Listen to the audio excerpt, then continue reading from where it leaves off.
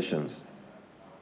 The committee acknowledged the weak macroeconomic performance and the challenges confronting the economy, but noted that the Monetary Policy Committee had consistently called attention to the implications of the absence of robust fiscal policy to complement monetary policy in the past. The committee also assessed the impact of its decision to tighten the stance of monetary policy by raising the monetary policy rate in July 2016. At this time, the committee understood the complexity of the challenges facing the economy and the difficulty of arriving at an optimal policy mix to address rising inflation and economic contraction simultaneously. The committee also recognized that monetary policy had been substantially burdened since 2009 and had been stretched. The committee noted with relish that new capital flows into the economy, approximately $1 billion, had come in since July, while month-on-month inflation had declined continuously since May of 2016. Against this background, members re-emphasized the need to prioritize the use of monetary policy instruments in dealing essentially with stability issues around key prices, consumer price and exchange rate as a prerequisite for growth. The MPC noted that stagflation is indeed a very difficult economic condition with no quick fixes, having been imposed by supply shocks as well as fiscal and current account twin deficits. Consequently, the policy framework must be re-engineered urgently to provide a lever for reversing the negative growth trend. While the imperative for ensuring financial system stability remains, the MPC reiterated the fact that monetary policy alone cannot move the economy out of stagflation. The Monetary Policy Committee considered the numerous analysis and calls for rates reduction, but came to the conclusion that the greatest challenges facing the economy today remains unsystematic and incomplete structural reforms which raise costs, risks, and uncertainty. The calls came mainly from the belief that reducing interest rates will spur credit growth, not only in the private sector, but also by the public sector, which will help provide liquidity to stimulate consumption and investment spending. The committee was of the view that in the past, the MPC had cut rates to achieve the above objectives, but found that rather than deploy the available liquidity to provide credit to agriculture and manufacturing sectors, the rate cuts provided opportunities for lending to traders who deployed the same liquidity in putting pressure on the foreign exchange market, which had limited supply, thus pushing up exchange rate.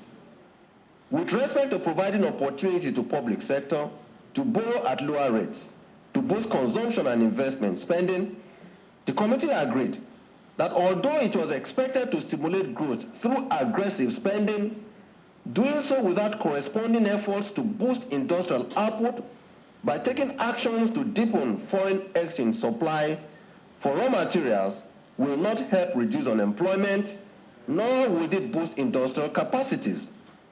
The committee was also of the view that consumer demand for goods, which will be boosted through increased spending, may indeed be chasing too few goods, which may further exacerbate the already heightened inflationary conditions. The urgency of monetary and fiscal policy retreat along the trade and budgetary policy to design comprehensive intervention mechanisms is long overdue. The bank has since 2009 expanded its balance sheet to bail out the financial system and support growth initiatives in the economy.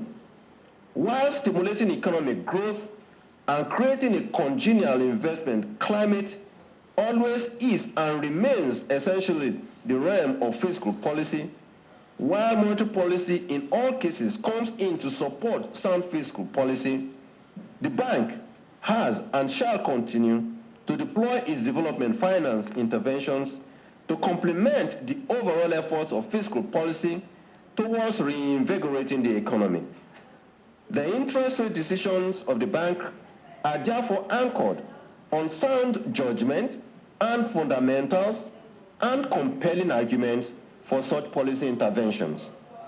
The committee also feels that there was the need to continue to encourage the inflow of foreign capital into the economy by continuing to put in place incentives to gain the confidence of players in this segment of the foreign exchange market.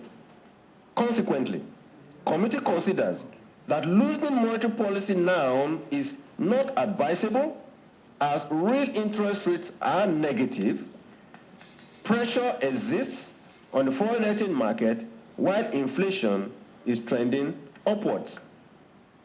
Committee noted the positive response of the deposit money banks to the bank's call for increased credit to the private sector in between July and August.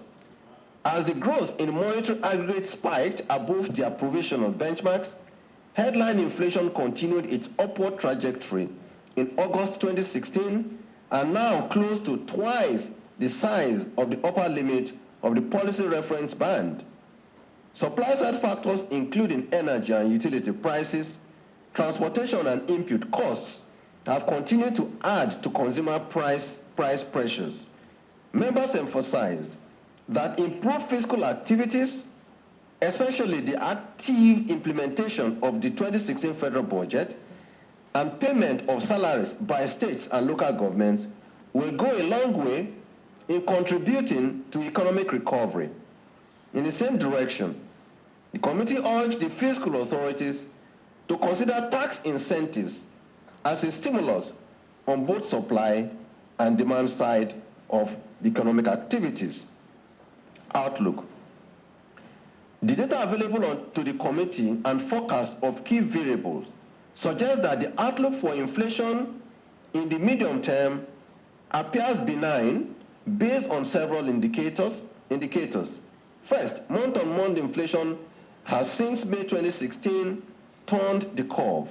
Second, harvests have started to kick in for most agricultural produce and should contribute to dampening consumer prices in the months ahead.